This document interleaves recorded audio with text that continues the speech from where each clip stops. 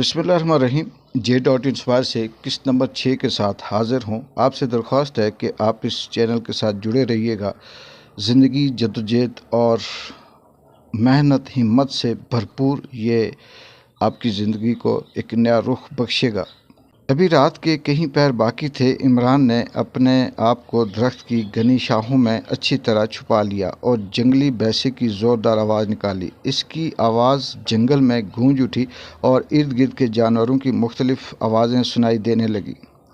آسمان بالکل صاف تھا اور 14ویں کے چاند کی روشنی پورے جنگل کو نہلا رہی تھی، جس کی وجہ سے ماحول کافی روشن تھا۔ عمران یہ سوچ رہا تھا کہ کسی اور جانور کی آواز نکال کر دیکھے کہ اچانک ایک گرجدار آواز نے اس کی سوچوں کا سلسلہ توڑ دیا۔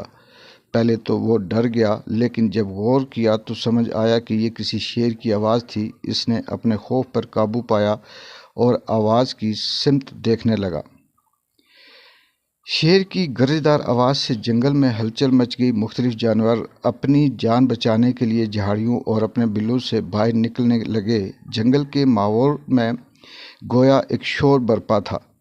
اسی ہنگامے کے دوران ایک ہرن تیزی سے بھاگتا ہوا عمران کی نظر سے گزرا۔ شاید شیر اس کی طاق میں تھا۔ شیر نے بجلی کی سی تیزی سے جھپٹ کر ہرن کو اپنے پنجوں میں جکڑ لیا۔ عمران نے درخت کی گھنی شاخوں کے درمیان سے یہ منظر اپنی آنکھوں سے دیکھا۔ ہرن نے کچھ دیر مزاحمت کی، لیکن آخر کار بے بس ہو کر زندگی کی بازی ہار گیا۔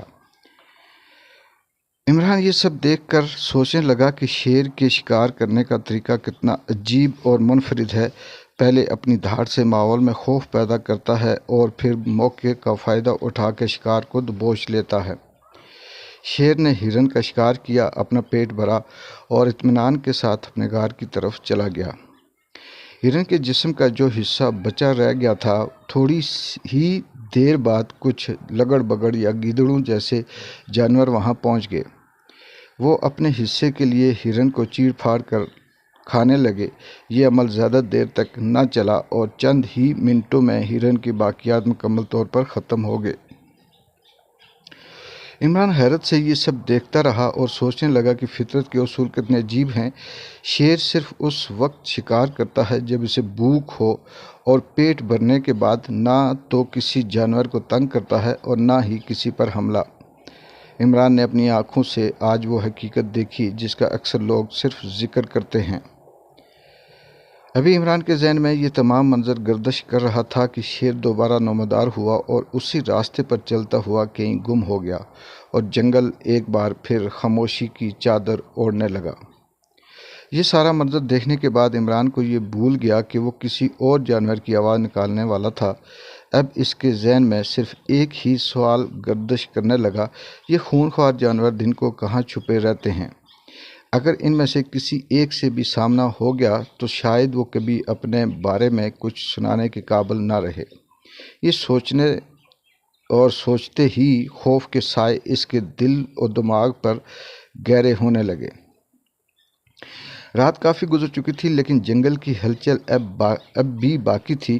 اچانک عمران نے دیکھا کہ ایک بڑا اور مضبوط سینگوں والا بیسا دھیرے دھیرے رینگتا ہوا اس کی طرف آیا۔ جہاں کچھ دیر پہلے شیر اور گیدڑوں کا منظر تھا، عمران اپنی خیالات کی دنیا سے باہر نکلا اور بیسے کو دیکھنے لگا۔ وہ سوچ رہا تھا کہ یہ طاقتور جانور جنگل میں کیسے اپنی بقا کی جنگ لڑتے ہیں۔ اتنے میں جھاڑیوں سے لگڑ بگڑ کا ایک جھنڈ نمودار ہوا اور انہوں نے بیسے پر حملہ کر دیا۔ بیسا اپنی مضبوط جسامت اور بڑے سینگوں کے ساتھ اپنی حفاظت کے لیے پوری قوت سے ان سے لڑنے لگا۔ وہ لگڑ بگڑ اپنے سینگوں سے اٹھا کر انہیں پھینکتا اور زوردار جھٹکوں سے انہیں پیچھے ہٹنے پر مجبور کرتا۔ یہ جنگ کافی دیر تک جاری رہی۔ لگڑ بگڑ بار بار حملہ کرتے، لیکن بیسا ہر بار ان کے حملے کو ناکام بناتا رہا۔ آخرکار بیسا اپنی طاقت کا بھرپور مظاہرہ کرتے ہوئے ان کا مقابلہ کرتا رہا اور بالآخر وہاں سے بھاگنے میں کامیاب ہو گیا۔ عمران یہ منظر گہری دلچسپی سے دیکھتا رہا۔ اس کے ذہن میں یہ خیال آیا کہ جنگل کا قانون واقعی طاقتور ہے۔ جہاں زندہ وہی رہتا ہے جو لڑنا جانتا ہے۔ عمران نے سوچا شاید یہی وہ سبق ہے جو جنگل کی زندگی انسان کو سکھاتی ہے، طاقت، حکمت اور بقا کے لیے جدوجہد کا۔ اب رات مکمل طور پر گہری ہو چکی تھی اور عمران کا دل خوف اور حیرت کے عجیب امتزاج میں ڈوبا ہوا تھا۔ ناظرین، قسط نمبر 7 انشاءاللہ سسپنس، ہمت، حوصلے اور نئے عزم کے ساتھ پیش کریں گے۔ آپ اس چینل کے ساتھ جڑے رہیے گا، سبسکرائب کریں اور بیل آئیکن کلک کریں۔ بہت شکریہ، اللہ حافظ۔